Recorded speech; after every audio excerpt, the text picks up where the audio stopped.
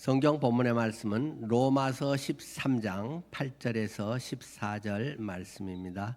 로마서 13장 8절 말씀부터요.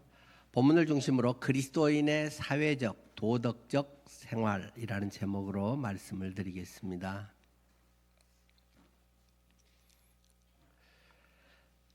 피차 사랑의 빚 외에는 아무에게든지 아무 빚도 지지 말라. 남을 사랑하는 자는 율법을 다 이루었느니라. 간음하지 말라, 살인하지 말라, 도둑질하지 말라, 탐내지 말라 한 것과 그 외에 다른 계명이 있을지라도 내 이웃을 내 자신과 같이 사랑하라 하신 그 말씀 가운데 다 들었느니라. 사랑은 이웃에게 악을 행하지 아니하나니 그러므로 사랑은 율법의 완성이니라. 또한 너희가 이 시기를 알거니와 자다가 깰 때가 벌써 되었으니 이는 이제 우리의 구원이 처음 믿을 때보다 가까웠습니다. 밤이 깊고 낮이 가까웠으니 그러므로 우리가 어둠의 일을 벗고 빛의 갑옷을 입자. 낮에와 같이 단정히 행하고 방탕하거나 술 취하지 말며 음란하거나 호색하지 말며 다투거나 시기하지 말고 오직 주 예수 그리스도로 옷 입고 정욕을 위하여 육신의 일을 도모하지 말라. 아멘. 사도 바울은 이 위대한 복음, 예수 그리스도의 십자가를 통해서, 부활을 통해서 우리를 거듭나게 한 놀라운 역사를 선언하고, 우리가 그러한 은혜를 입은 사람들이 구원의 확신과 구원의 생명을 가진 사람들이 어떻게 살아가는 것이 마땅한가, 어떤 모습이 그들의 결과인가 하는 것을 계속 12장부터 우리에게 말씀하고 있습니다. 오늘 본문의 말씀은 우리의 사회적인 그리스도인의 생활의 모습, 그리고 도덕적인 생활의 모습을 우리에게 설명하고 있습니다. 흔히 복음은 사회 도덕이 아니다라고 말합니다. 그 말은 맞는 말이면서 틀린 말입니다. 사회적으로 도덕적으로 깨끗하고 바르다고 해서 구원을 받고 하나님 자녀가 되는 것은 아닙니다. 그러나 구원받은 하나님의 거듭난 자녀는 사회적으로 도덕적으로 구별이 될 수밖에 없고 바른 그러한 생활을 할 수밖에 없습니다. 야고보서의 이야기처럼 그런 모습으로 증명되지 않는 복음은 가짜 복음이다. 교리만 아는 거짓 복음이기 때문에 진정한 복음을 알면 이러한 생활을 하게 되는 것이고 마땅히 이런 것이 그리스도인의 삶의 현주소라고 하는 것을 말씀하고 있음을 기억해야 됩니다. 먼저 앞에 8절에서 10절 말씀은 우리의 사회적 생활, 그리스도인이 어떻게 사회생활을 할 것인가 하는 문제를 이야기합니다. 예수님을 믿는 순간 믿고 우리는 교회에서만 생활하지 않습니다. 왜요? 돈 벌러 사회에 나가야 됩니다. 가정생활을 해야 됩니다. 우리가 만나는 사람들은 예수 안 믿는 사람들이 훨씬 많기 때문입니다. 우리는 세상 속에 사는 그리스도인들입니다. 세상을 뛰어넘어서 살지 않는다. 사도 바울은 여기에 대해서 이야기하고 있습니다. 만약에 우리가 그렇게 살려면 우리는 지구를 떠나야 하리라. 이렇게까지 사도 바울은 설명을 하고 있습니다. 우리가 이 세상에 산다고 하는 것은 안 믿는 사람들 속에서 안 믿는 사람들과 또 어떤 관계를 맺으면서 어떻게 태도를 취해야 하는가, 그것을 잘하는 것이 예수 잘 믿는 모습이다라는 것을 사도 바울은 설명하고 싶은 것입니다. 그렇기 때문에 예수 잘 믿는다고 하면서 교회 안에서만 인정을 받고 고고하게 세상 사람들을 우습게 여기며 사는 것은 좋은 신앙이 아닙니다. 마치 우리는 배에 타 있는 사람들과 같다는 것입니다. 배는 바다 위에 떠 있지만 그러나 그 배에 있는 사람은 물속에 잠겨 있지 않습니다. 우리는 이 세상이라고 하는 곳에 있지만 그곳의 영향을 전혀 받지 않을 수 없습니다마는, 그러나 그 속에서 우리는 표대를 향하여 나아가야 하는 사람들이라는 사실을 기억해야 됩니다. 믿지 않는 사람들과 더불어 잘 어울리는 것이 좋은 신앙이다. 물론 믿지 않는 사람들과 함께하는데 아무 불편이 없다. 그 사람은 위험한 사람입니다. 가치관도 똑같고 돈 버는 방법도 똑같고 이야기하는 것, 관심의 대상이 똑같고 하면 세속화해서 타락한 것이지 좋은 것이 아닙니다. 그러나 나의 복음적인 분명한 가치관을 가지고 그 사람들과 잘 어울리면서 그들에게 그리스도의 빛을 보이는 그런 삶. 나도 저 사람같이 되고 싶어. 나도 저 언니 같은 예수 믿는 사람이 되고 싶어. 야, 우리 부장님은 역시 달라. 직장 생활하는 목표가 달라. 이런 것이 직장 속에서 보여져야 되는 것입니다. 하나님의 의가 실제적으로 우리의 삶에서 어떻게 생활화 나타나야 하는가 하는 것에 대해서 먼저 바울 사도는 이 8절부터 이야기합니다. 이웃에 대한 윤리 문제에 대해서 바울은 먼저 8절 말씀이죠. 피차 사랑의 빛 외에는 아무에게든지 아무 빚도 지지 말라 하고 이야기하고 있습니다. 이 문장은 되게 쉬운 말 같습니다. 그런데 이런 문장이 사실은 굉장히 어려운 것입니다. 이게 무슨 뜻입니까 도대체? 피차 사랑의 빛 외에는 아무에게든지 아무 빚도 지지 말아라. 어떤 분이 저하고 이제 농담하면서도 그런 이야기 하신 성도님이 있습니다. 목사님, 성경에도 사랑의 빚은 지라고 했잖아요. 뭐 이렇게 해주세요. 뭐 이제 이야기 한 분도 있습니다. 물론 재밌게 이야기하는 것도 되지만 이 본문은 그런 얘기하고 있는 게 아닙니다. 사랑의 빚은 지십시오. 다른 빚은 몰라도 사랑의 빚은 지십시오. 그런 말 하는 게 아닙니다. 본문은 그냥 사랑하십시오라는 말을 하는 거지. 주체가 둘 다 내가 돼서 근데 피차 서로가 사랑의 빛 외에는 지지 않고 내가 남을 사랑하라 그런 말을 하는 거죠. 이 다른 성경 번역이 조금 더 이해하기 쉽게 번역이 되어 있대요. 공동 번역 개정판에는 남에게 해야 할 의무를 다 하십시오. 그러나 아무리 해도 다 할 수 없는 의무가 한 가지 있습니다. 그것은 사랑의 의무입니다. 남을 사랑하는 사람은 이미 율법을 완성했습니다. 남에게 해야 할 의무를 할 수 있는 대로 최선을 다해서 완벽하게 할 수 있도록 하십시오. 그러나 우리가 아무리 많이 다 했다 해도 한 가지 부족해 이거 갖고는 안 되라는 게 사랑에 대해서는 사랑의 의무만은 안 됩니다. 저는 어머니가 생각이 납니다. 우리들의 어머니 또 여러분들 같은 마음이시겠죠? 부모는 자식을 위해서 잠도 못 자고 자기 먹고 싶은 것도 다 못 먹고 자기 바쁜 중에도 자식을 위해서는 온갖 모든 걸 다 해줍니다. 그러면서 부모들은 참 희한한 얘기를 합니다. 내가 네한테 못 해준 게 뭐가 있냐?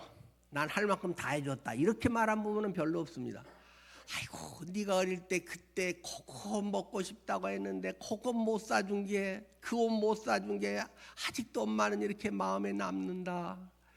네가 그때 그 공부하고 싶다고 했을 때 그건 내가 학교 거기 못 보내준 게 너무 지금도 마음에 시간이 걸려. 엄마들은 그렇게 이야기를 합니다. 돈이 뭐 남대도 안 해준 것도 아니고 하려고 그렇게 애를 쓰면서 해줬는데 그렇게 잘 크고 지금도 이렇게 의젓하게 지 삶을 살아가는데도 엄마는 그 자식을 보면 네 어릴 때 참 그게 짠했어 눈물을 흘립니다. 그게 사랑이라는 것입니다. 해야 할 의무를 부모로서 다 하고 최선을 다했지만 그러나 아무리 해도 다 할 수 없는 의무가 한 가지 사랑의 의무라는 것입니다. 그리스도인이 피차 사랑의 빛 외에 아무것도 지지 말라는 것은 내가 성도들에게도 해주고 다 했어도 아이고 그때 내가 좀 이렇게 더 해줬으면 얼마나 좋았을까. 그게 늘 마음에 남고 미안하다 그런 뜻입니다. 새 번역에는 또 이렇게 번역이 되어 있죠. 서로 사랑하는 것 외에는 아무에게도 빚을 지지 마십시오. 남을 사랑하는 사람은 율법을 다 이룬 것입니다. 서로 사랑하는 것, 혼자만이 아니고 또 서로 사랑하는 것 외에는 성도끼리 아무에게도 빚을 지지 마십시오. 누가 그래서 뭘 안 해줬다고 서운해하고 그것은 좋은 태도가 아닙니다. 우리는 하나님의 너무나도 큰 사랑을 받은 자들이기 때문에 그 사랑을 흘려보내는 것이다. 사랑을 실천하는 것이다. 내가 안 받은 사랑을 뭘 이렇게 남을 위해서 이제 예수 믿으니까 너는 막 퍼줘야 돼. 이런다면 별로죠. 근데 주님과의 친밀한 교제 속에서 내가 하나님께 받은 것이 얼마나 큰지 갈수록 더 깊이 자녀가 돌아가시는 어머니를 생각하면서 그때 엄마가 이랬구나. 그 나이에도 엄마가 이렇게 아팠을 텐데 엄마도 그 완경기를 지나고 이랬구나. 엄마가 그 시대에 그 먹고 살기 어려운 때 이랬구나. 그런 것이 계속 마음에 남습니다. 아이고 내 자식들에게 그러면 내가 잘해야지. 내 그러면 사촌들에게도 좀 잘해야지. 그런 마음이 내 속에서 우러나서 하게 되는 것이라는 말입니다. 예수님께서는 성경 전체의 내용이 무엇인가에 대해서 이야기를 합니다. 많은 사람들은 아주 분석적이기 때문에 율법에 대해서도 아주 기가 막히게 딱딱 정리를 합니다. 율법은 613가지가 있다. 그 중에 하지 말아야 될 것이 365가지가 있다. 해야 할 것이 214가지가 있다. 라고 기가 막히게 분석을 해냅니다. 그래서 이 율법을 했네 안 했네, 이것은 되고 이건 안 되고, 그것을 사람들은 따지기를 좋아합니다. 이거 이렇게 했는데 왜 너 안 했어? 체크리스트를 만들어서 자꾸 다른 사람들을 평가하고 싶어지는 것이 우리들의 본성이라고 하는 것입니다. 그러나 예수님은 나 잘 모르겠고는 아니지만, 예수님은 다 아시지만 그렇게 말하는 것은 뭐 하려고 그런 여러 가지를 했냐. 니들이 그냥 막 전체적으로 이야기를 하면 영 못 알아먹으니까 요거는 이렇게 하고 안식일은 잘 지켜서 내가 주님 사랑해요 뭐 함께해요 하면서도 일주일에 하루 예배하는 것도 엄청 부담스러워하고 거기서 뭐 하는 것도 눈도장이나 찍으려고 하고, 이건 아니구나. 안식일을 거룩히 지키라. 뭐 이런 것들을 하면서 맞아 내가 그래야 되는데, 이런 것들을 깨닫는 거잖아요. 율법으로는 죄를 깨달음이라. 이런 것들을 통해서 예수님께서는 전체를 요약하셨잖아요. 그게 어디에 나옵니까? 마태복음 27장 37절에서 40절에 구약 성경 전체를 요약하는 것이 내 마음을 다하고 목숨을 다하고 뜻을 다하여 주 너의 하나님을 사랑하라. 하여튼 이것이 첫째 되는 계명이요, 둘째는 이것이니 내 이웃을 내 몸같이 사랑하라. 이것이 율법과 선지자들의 강령이니라. 주님은 말씀하셨습니다. 그거 전체 말하면 이 두 마디야. 성경에 전체 말하고 있는 것은 두 마디야. 라는 것이 뭐라고요? 하나님을 사랑하는 것, 사람을 사랑하는 것. 이 사랑이 되면 다 한 거야. 엄마가 자녀를 사랑하면 이걸 이렇게 해줬던지 저걸 저렇게 해줬던지 그것은 그렇게 몇 시에 밥을 줬네, 쌀밥을 줬네, 보리밥을 줬네, 그건 그렇게 중요한 게 아니야. 엄마가 돌아가면서도 내 새끼 안 굶기려고 밥을 내서 먹이고, 도시락 학교 가서 다른 애에게 기죽지 않게 하려고 어떻게든 엄마는 못 먹는 달걀 후라이 하나에서 딱 도시락 위에 얹어주고 애기 살려주려고 하는 그것이 엄마의 사랑. 그거면 엄마로서의 너희를 향한 그것을 다 표현한 것이야 라고 이야기를 합니다. 율법 613가지를 얘기했지만은 대체로 율법의 가장 대표적인 것이 무엇입니까? 그것을 줄인 것이 10계명 아니겠습니까? 10가지 계명. 10가지 계명에서 1계명부터 4계명까지는 하나님에 대한 것입니다. 나 위에 다른 신을 섬기지 말라, 우상 만들지 말라, 뭐 이런 하나님과의 관계, 신적인 관계를 이야기합니다. 그러면서 5번째부터 10번째까지는 무엇입니까? 네 부모를 공경하라, 또 살인하지 마라, 간음하지 말아라, 도둑질하지 말아라, 내 이웃의 다른 사람 것들 탐내지 마라, 거짓 증거하지 마라. 이러한 것들을 이야기를 하면서 이건 전부 다 6가지는 사람들에 대한, 남들에 대한 인간 관계의 이야기가 율법의 10계명의 중심을 차지하고 있다는 사실을 기억해야 됩니다. 그래서 우리가 예수를 잘 믿는다고 하면서 하나님과의 관계 이것만 이야기한 사람들은 앞부분만을 이야기하는 것에 불과하고 총론에 대한 이야기일 뿐이고 실제 삶에서의 강론은 다 빼먹어버리고 껍데기만 갖고 사는 것이 된다는 말입니다. 한 율법사가 예수님을 찾아와서 이야기합니다. 내 이웃이 누구입니까? 누가 내 이웃입니까? 여러분의 이웃은 누구입니까? 여러분 옆집 아파트에는 누가 살고 있습니까? 저도 잘 모릅니다. 저희는 오래 있는데 자꾸 이사를 가네요. 그분들이. 근데 몇 명이 사는지도 잘 모르겠어요. 바로 우리 옆집에는 아가씨가 아마 그 반려견을 하나 사는 분 같은데 엘리베이터에서 만나면 눈인사를 하는데 뭐 말을 한 적은 없고 제가 물어볼 수가 없습니다. 아가씨 혼자 있는데 뭐 남자가 여기서 뭐 물어보면 요즘 개인 신상에 이런 건데 결혼 안 했어요? 뭐 혼자 살아요? 뭐 어떤 이상한 남자네? 요새는 물어보는 게 어려워진 그런 시대입니다. 또 아파트 엘리베이터에서 만나기조차도 굉장히 어렵습니다. 누가 여러분의 이웃입니까?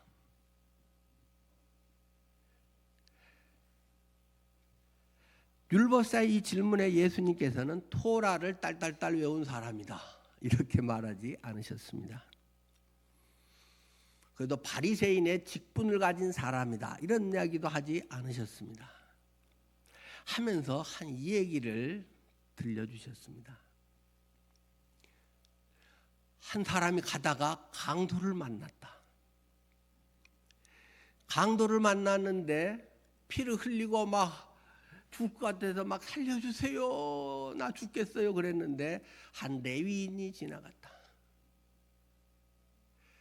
그리고 또 김효연 목사도 지나갔다. 근데 김효연 목사도 도와주지 않고 그냥 갔다. 왜? 예배 시간이 지금 됐으니까. 예배 지금 9시 예배하고 설교해야 되는데 이날 도와주면 오늘 예배 설교를 못 하잖아요. 한참 갈등을 하다가 김효연 목사도 목사가 설교해야지, 먼저 하나님의 나라와 의를 구해야지 하고는 가버렸다. 그런데 새신자인지 교회도 안 다니는지 알 수도 없는 한 사람이 사마리아인은 굉장히 거룩하게 드리지만 성경에 있는 그대로를 아마 조금 더 원색적으로 표현을 하면, 제가 본래 그런 말 하는 사람은 아닙니다. 개 같은 것이 그런 뜻입니다. 사마리아인이라고 표현된 것은 어떤 착한 개 같은 놈이 지나가다가 살려줬다. 그 사람을 태우다가 살려줬다. 이것이 예수님이 말씀하신 내용입니다. 그러면서 요즘 같으면 병원 응급실로 얼른 태우고 갔다는 거죠. 그래서 응급실에 조처를 하게 하고 이제 보호자에 자기 이름을 쓰고 이제 사인을 하면서 혹시 이 사람 병원비 이거면 될지 모르겠습니다만 하고 성금을 주고는 혹시 부족하면 나중에 저한테 핸드폰 전화하면 제가 그때 와서 나머지 잔금 다 치룰게요 하고 이제 신분증도 내보이고 주민등록번호랑 다 이제 써주고 갔다. 그것이 레위인도 아니고 제사장도 아니고 예수 잘 믿고 하나님을 그렇게 외치는 사람도 아니고 하나님을 잘 믿는지 안 믿는지 몇 번 교회를 갔는지 마음으로만 믿는 사람인지조차도 명확하게 기록되어 있지 않았는데 그 사람이 살게 해줬다. 그렇다면 누가 내 이웃이 되겠느냐? 너희들은 차별로 저 사람이 무슨 신앙이 있겠어? 저까지 게 뭘 어떻게 하겠어? 그렇게 이야기할 수 있을지 모르고 거슬리지만, 근데 이제 제가 음악을 잘 몰라갖고 사실은 이건 건데 오늘도 보면 우리 유성이 형제가 엄청 자신감을 갖고 찬양을 하잖아요. 근데 이제 끝 부분에 보면 그거를 큰 소리로 길게 이렇게 한단 말이에요. 이게 음악적으로 가끔 화음 넣듯이 하는 것 같기도 하고 또 아니고 빽소리 지르는 것 같기도 하고 전 잘 모르겠어요. 근데 여러분은 그걸 어떻게 받아들이시나요? 전 정답은 모릅니다. 주변에 때로는 나와 거슬리고 불편한 사람이 있다 이겁니다. 그 사람에 대한 나의 태도는 어떤가 하는 것입니다. 근데 이런 생각이 저는 제일 먼저 들어요. 야, 큰 교회 가면 얘가 이렇게 큰 소리로 빽빽 찬양을 그리고 티나게 끝에는 이렇게 올려갖고 길게 빼면 큰 교회에서 좋아할까? 뭐 쫓아내지는 않겠지만 아주 고상하고 점잖은 안내위원이 저 작게 좀 부르시죠든지 아주 그렇게 말하지 않을까? 우리 교회니까 저렇게 소리 지르고 스트레스도 풀고 하고 싶은 것 할 수 있고 그래서 우리 교회 좋은 거 아닌가? 저는 이제 첫 번째 드는 생각은 그겁니다. 근데 음악적으로는 뭐 이제 조금 어떻게 뭐 하는 게 좋을지 그거는 이제 뭐 전문가들께서 하면 좋겠고. 자, 기본적인 자세가 뭔가에 거슬리는 게 우리 일에서는 얼마든지 생길 수 있습니다. 내 자신의 스타일과 다른 것들은 불편하죠. 그리고 전문가가 될수록 그건 훨씬 많아집니다. 전문가가 되면 포용성이 넓어질까요? 그렇지 않습니다. 제가 만나고 많은 경험한 것은 전문가일수록 엄청 까칠합니다. 표현은 부드럽게 하지만 전적으로 동의하는 전문가는 별로 없습니다. 신학도 마찬가지입니다. 본질이 뭘까? 우리가 신앙생활을 하고 예배를 하고 갇힌 영혼이 뭔가에 눌려있고 갇혀있고 사회에서 발산하지 못하는 것이 주님 앞에서 마음껏 내놓을 수 있으면 그런 게 좋은 거 아닐까? 그런 생각이 저는 먼저 듭니다. 여러분은 어떠십니까? 물론 잘 맞춰서야 전체가 하는 데서 이게 조화가 있고 좋겠죠. 그러나 그냥 악보와 습관과 전통에 의해서만 한다면 하나님이 그것을 그렇게 기뻐하실까? 그런 생각을 늘 하게 됩니다.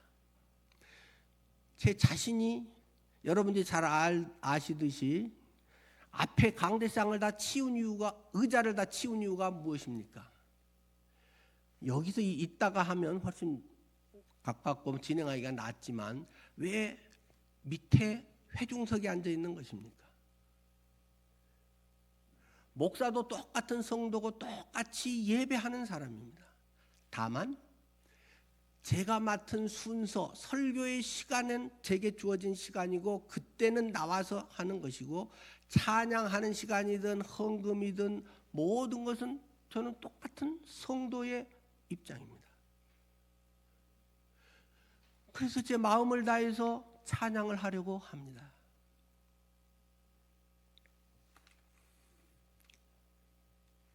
하나님 앞에서는 우리의 때로는 어떤 틀이 도움도 되지만 걸림돌이 될 수 있다는 사실입니다. 사랑이라고 하는 것이 빠져버리면 아무것도 아니다. 1년에 저보다 예배 많이 드린 사람이 있을까요?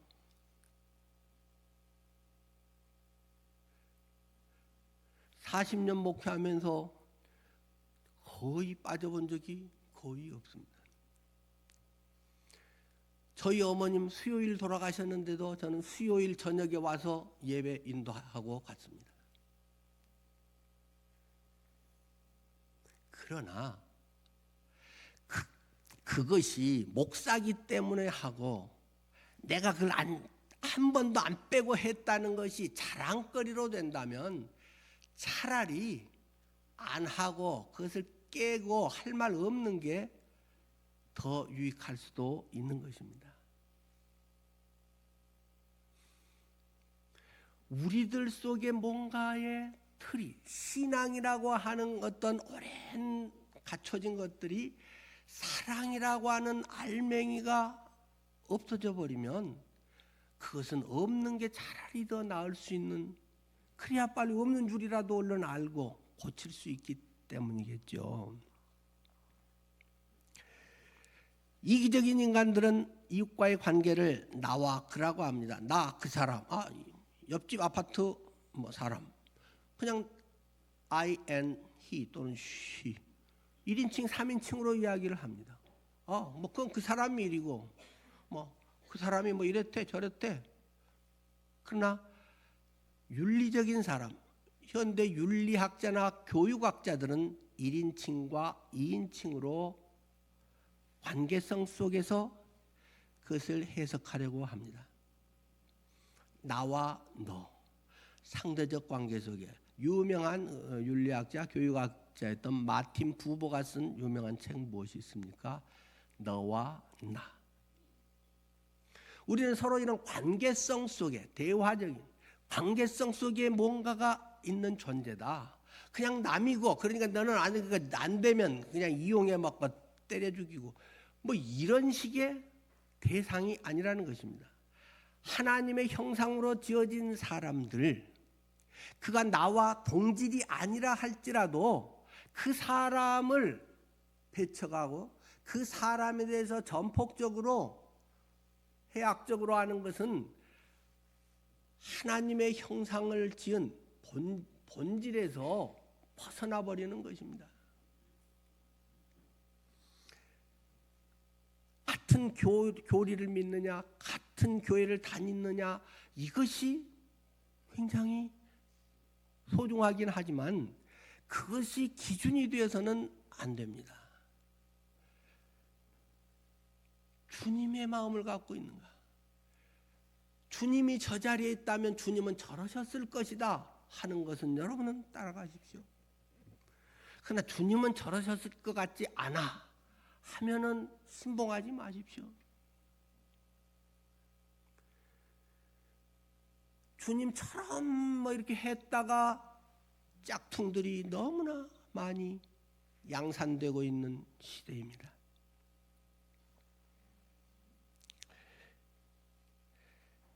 그러나 그리스도인들은 이웃과의 관계를 1인칭 복수로 생각합니다. 우리라고 이야기를 합니다. 우리 교회, 우리 성도, 우리 집사님이라고 이야기를 합니다. 공동 운명체, 신앙 공동체라고 이야기를 합니다. 그렇기 때문에 다른 성도에 대한 애정과 관심이 있고 누가 편찮으면 간절히 기도하고 아멘을 하고 할 수 있는 대로 여러분들이 반찬을 하는 분들도 있고 얼마간에 여러분이 마음의 표시를 선물로 또는 금액으로 하는 분들이 우리 교회에 많지 않습니까? 공동 운명체이기 때문입니다. 사회복지단체에서 좀 도와주자가 아니라 오른손과 왼손은 오른손이 중요하고 왼손이 없어도 되는 게 아니라 다 꼭 있어야 되는 존재라는 사실입니다. 여러분은 다른 성도들이 그런 대상입니까? 그러기 위해서 사랑을 행하고 계실까요? 이렇게 이야기를 하면서 저는 늘 찔리는 사람입니다. 전에도 말씀드렸듯이 도시교회 목회를 어떻게 해야 되는지 40년을 목회하고도 아직도 잘 모르겠다는 것입니다. 성경에 나타나 있는 이 초대교회 공동체의 그 모습과 2026년에 지금 이 시대에서 우리의 교회 모습에서 해야 될 것이 어느 정도 뭘 어떻게 해야 되는지를 잘 모르겠습니다. 많은 사람들은 이야기를 합니다. 목사가 되고 하면 늘 마음이 평안하고 모든 것에서 의연하고 믿음으로 다 괜찮고 그럴까요, 여러분? 저는 40년 목회를 하고 목사는 슬픈 사람이다 라는 말을 먼저 하고 싶은 사람입니다. 목회는 슬픈 일입니다. 좋은 일이 더 많을까요? 힘든 일이 더 많을까요? 성도들에게 좋은 일은 많겠죠. 근데 저한테 말은 안 합니다. 별로 저한테 전화 오지는 않습니다. 좋은 일이 있다고. 아주 좋은 일은 뭐 몰라도 힘든 일은 제가 거의 알게 되죠. 당연히 어려운 자리에 같이 있는 것이 목회자 아닙니까? 근데 어느 정도 얼만큼 해야 되지? 그걸 모르겠다는 것입니다. 더군다나 몸이 시원찮아서 멀리도 잘 못 가고 금방 피곤해져 버리고 그런 입장에서 어느 정도 뭘 해야 되지? 약간 무리해야 된다고 늘 생각을 하지만 너무 무리해서 쓰러져 버리면 짐이 될 텐데 제가 늘 하던 말이 옛날에는 강단에서 설교하다가 죽으면 순교다. 그래서 뇌졸중 온 날도 토요일 날 병원 가자고 막 아내와 아들이 하는데도 지금 곧 수요 기도회 시작하는데 내일 주일 설교인데 목사가 내일 설교 끝나고 가겠다. 아마 그랬으면 저는 지금 반신불수가 돼 있을 겁니다. 모르죠. 또 기적의 하나님께서 그 내 믿음을 보았노라 하면서 막 더 건강하게 해버리셨을지 모르지만 거의 대부분은 골든타임 넘겨서 몇 시간 하루 이틀 지나면 반신불수 그 이상이 될 겁니다. 여러분은 그러면 저를 보고 어떻게 말씀하실까요? 야, 우리 목사님 역시 교회를 위해서 희생적이야. 믿음 좋아. 목사님은 저렇게 헌신적이어서 그럴까요? 처음에는 그랬을지 모르는데 나중에는 병원비 계속 야, 우리 교회에서 뭐 좀 해야 되는 거 아니야? 교회에 짐이 될 가능성이 많습니다. 죽을 때까지 그렇게 살면 동정하겠죠. 과연 뭘 어떻게 해야 잘하는 것인가요? 잘 모르겠습니다.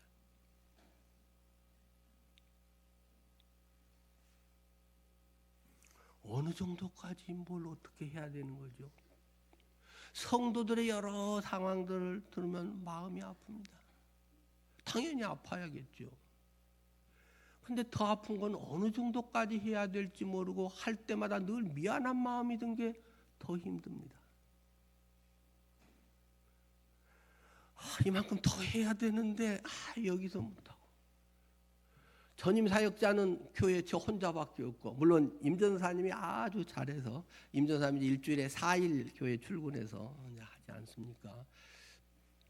임 전사님이 뭐 그 이상으로 잘 해줍니다만 어쨌든 교회 모든 책임과 전임 사역은 저 혼자기 때문에 모든 중요한 거나 이런 건 제가 이제 결정을 다 해야 되고 또 어떤 어려움이 있을 때 전도사가 가는 거하고 담임 목사가 가는 거하고 성도들의 느낌이 다르다는 겁니다. 담임 목사님은 안 오고 전도사님만 보냈어요. 뭐 이런 마음이 우리에게는 없지 않다는 것입니다. 힘든 줄 알지만 그래도 우리 집에 이건데 와야지. 그런 마음이 많다는 걸 잘 알고 있습니다. 그러니까 어느 정도 무리를 하지 않을 수는 없습니다. 그건 당연하다고 생각합니다. 목회자는 근무 시간이 따로 없습니다. 24시간입니다. 저는 꿈에서도 설교를 합니다. 꿈에서도 신방을 갑니다. 저는 최성희 집사님이 목사님 꿈에 저 목사님 신방 와갖고 근데 어쨌든 꿈에도 성도님들 신방 갈 때가 있습니다. 늘 생각이 성도님들의 그것이 있기 때문에 막 꿈속에도 나타나고 출퇴근 시간이라고 하는 게 있습니다만은 그게 무슨 특별한 그냥 별일 없으면 그냥 그때 가도 된다는 그런 것이지 목회자에게 지금은 퇴근 시간이라서 뭐 내일 출근 시간에 다시 전화해 주세요. 이런 사람이 있겠습니까? 어느 정도로 해야 되지? 그건 아마 이런 것은 이제 저 개인적인 목회자로서의 입장이지만 성도님들도 헷갈리지 않을까요? 교회는 한 몸이라고 그렇게 뭐 그리스도의 한 몸이고 뭐 같은 신앙 공동체가 한데 교회에 내가 얼마큼 해야 되지? 나도 힘든데 요새 그런 현실 앞에 부딪히지 않을 수 없죠.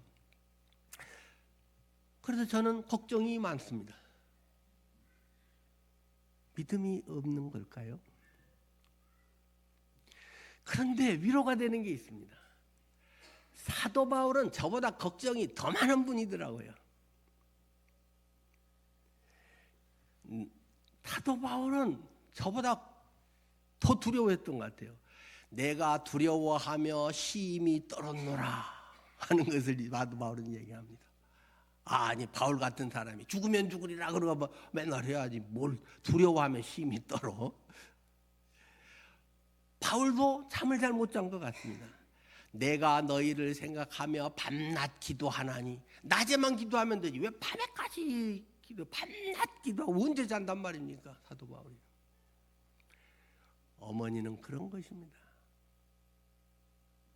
자녀가 아프면 엄마는 야 엄마도 퇴근 좀 하자 그런 엄마 없습니다.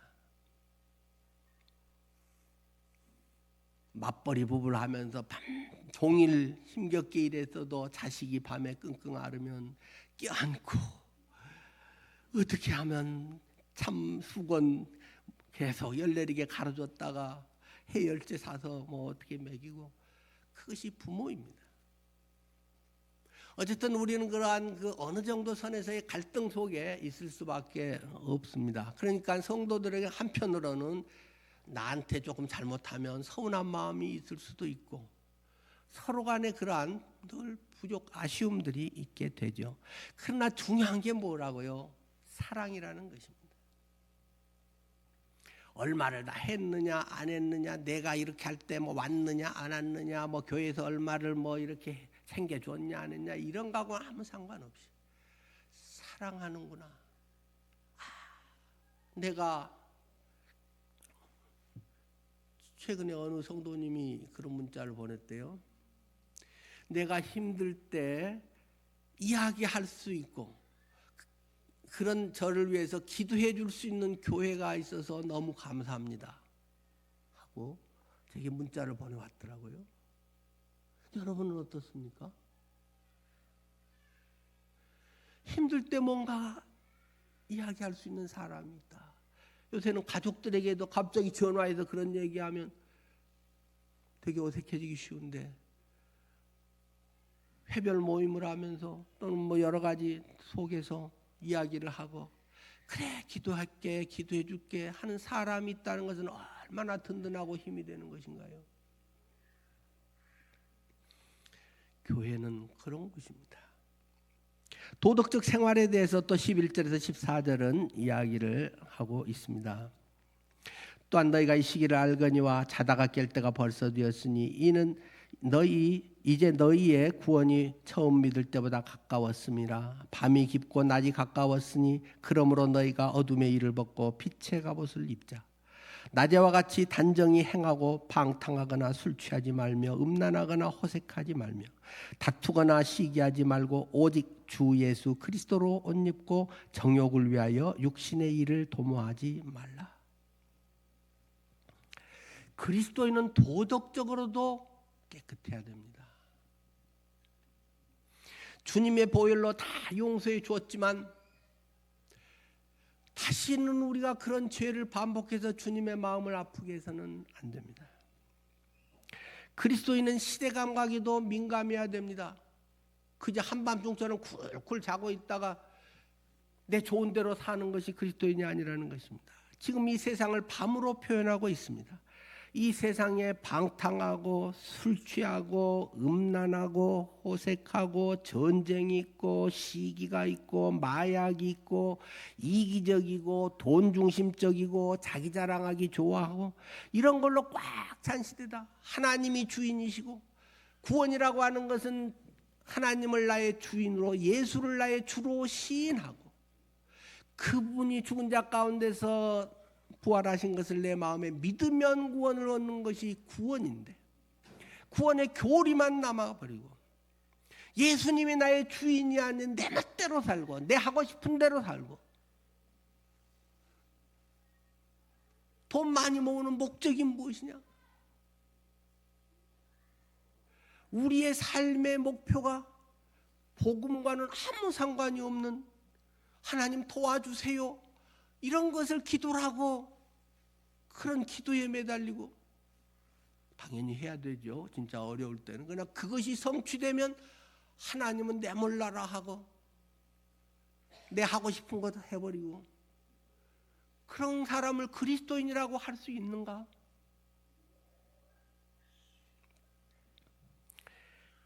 이 시대의 가치관에 휩쓸려서 아무 불편함이 없다. 양심의 꺼리낌도 없다. 더 선수치고 나간다. 더 먼저 더 빨리 더 많이 거머쥐려고 한다. 그런 사람을 그리스도인이라고 할 수 있나요? 이 본문의 말씀은 아우구스티누스의 유명한 회심의 구절로 어느 책에서나 거론되고 있는 내용입니다. 아우구스티누스, 영어명으로 흔히 어거스틴으로 많이 알려져 있지만 이제 아우구스티누스가 더 거기에 당시 그것에 맞는 이름입니다. 방탕한 과거를 청산하고 이 만이교에 빠져 있다가 새 삶을 출발하면서 결단을 내리게 된 말씀이라고 합니다. 오늘날 음성이 들렸다는 것입니다. 정원을 거리고 있는데 성경을 펴서 읽으라. 성경을 펴서 읽으라. 귓가에 누가 막 소리치듯이 들렸다는 것입니다. 어떤 책에는 성경을 펴서 읽으라. 너는 로마서 13장 11절 읽으라. 이렇게 나온 책도 있지만 그거는 작가가 그냥 멋있게 쓴 겁니다. 어거스틴은 400년경 전후의 사람인데 성경에 장이 기록된 것은 1200년 되고 절이 만들어진 건 1500년 되기 때문에 거의 이미 1000년 전에 무슨 장절 이런 거 없었던 시대입니다. 근데 성경을 펴서 읽으라는데 그것도 하나님의 인도죠. 딱 펴서 읽었는데 바로 이 로마서 13장 오늘 11절에 이 말씀이 눈에 팍 들어왔다는 것입니다. 또한 너희가 이 시기를 알거니와 자다가 깰 때가 벌써 되었으니 이는 이제 너희의 구원이 처음 믿을 때보다 가까웠습니다. 밤이 깊고 낮이 가까웠으니 그러므로 너희가 어둠의 일을 벗고 빛의 갑옷을 입자. 낮에와 같이 단정히 행하고 방탕하거나 술 취하지 말며 음란하거나 호색하지 말며 다투거나 시기하지 말고 오직 주 예수 그리스도로 옷 입고 정욕을 위하여 육신의 일을 도모하지 말라. 지금 2020년대는 어떤 시대일까요? 대낮같이 환한 때인가요? 밤이 더 깊어 가고 있는 시대인가요? 죄의 밤, 어둠의 밤, 전쟁의 밤이 깊어지고 있는 시대입니다.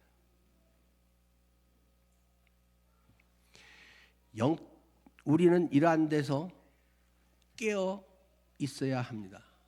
물론 성경의 예언적인 그런 것도 주시를 해야 되지만 성경의 그런 해석에 휘둘려서는 안 됩니다. 그러니까 좀 어려운 것이죠.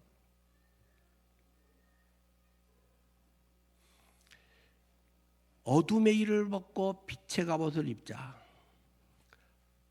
소극적으로는 어둠의 일을 끊어버리라는 것입니다. 죄의 누더기를 벗어야 됩니다.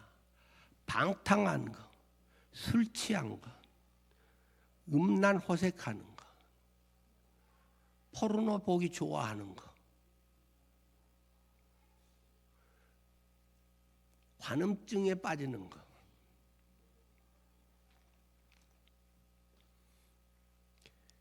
다른 사람 시기하는 것, 정욕을 위한 육신의 일을 벗어버려야 합니다. 혹시라도 지금 여기 있는 분 중에 찔린 분 있습니까? 끊어야지 하면서도 아직 못 끊고 있는 뭔가가 있습니까? 회개해야 됩니다. 오늘부로 확실하게 끊어버려야 됩니다. 아우구스티누스에게 말씀하셨던 하나님이 2026년 오늘 여러분에게 말씀하시지 않습니까? 네 마음에 양심에 거리낌이 있고 뭔가 죄에 대한 것이 계속 있고 네가 반복하고 있는 것이 있다면 확실히 끊어야 된다. 그래야 네가 산다. 내 영혼이 산다. 돈에 질질 끌려다니고 다른 어떤 세상적인 것에 휘둘려서 산다면 큰 코 다칠 날이 다가온다. 들통나는 때가 곧 다가온다. 하나님이 지금 그렇게 말씀하시지 않을까요? 교회 와서 좋은 말씀 듣고 좋은 사람 되라고요? 주님의 찔림이 있어야 변화됩니다.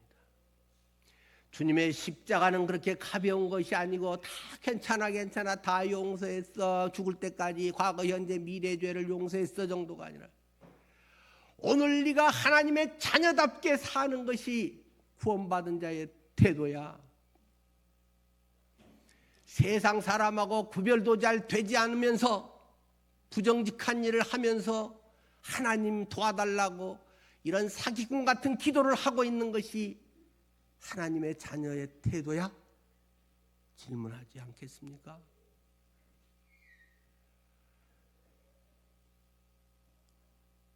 거듭 말씀드립니다. 이 시간 뭔가 하나님께서 나의 작은 찔림이 되게 하는 것이 있으면 즉각 해결하십시오. 하나님은 지켜보고 계십니다. 하나님은 만홀히 여김을 받지 아니하시느니라고 말씀하십니다.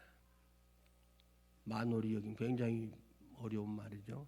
하나님 우습게 여긴 거 내가 가만 안 둔다 그런 말입니다. 하나님 만만하게 보고 하나님은 사랑이 많으시니까 걷다위로 넘어가는 건 내가 그냥 놔둘 것 같아 그런 말씀입니다.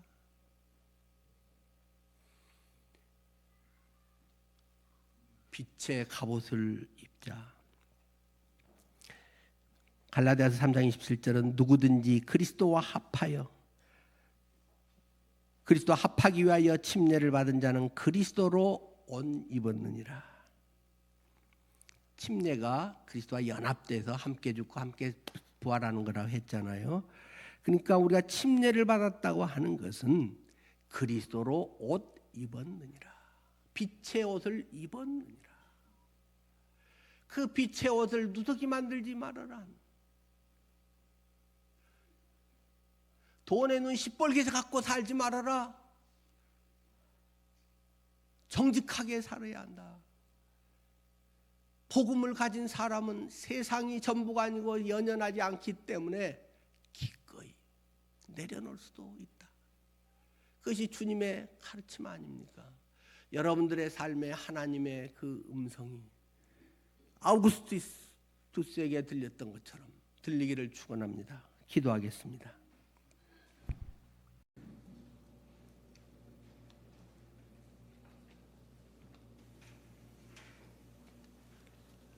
루터는 이야기합니다. 신앙은 내일 주님께서 재림하실 것 같이 믿고 우리가 봉사하고 섬기는 것은 아주 오랜 후에 재림하실 것 같이 봉사하라고 이야기합니다.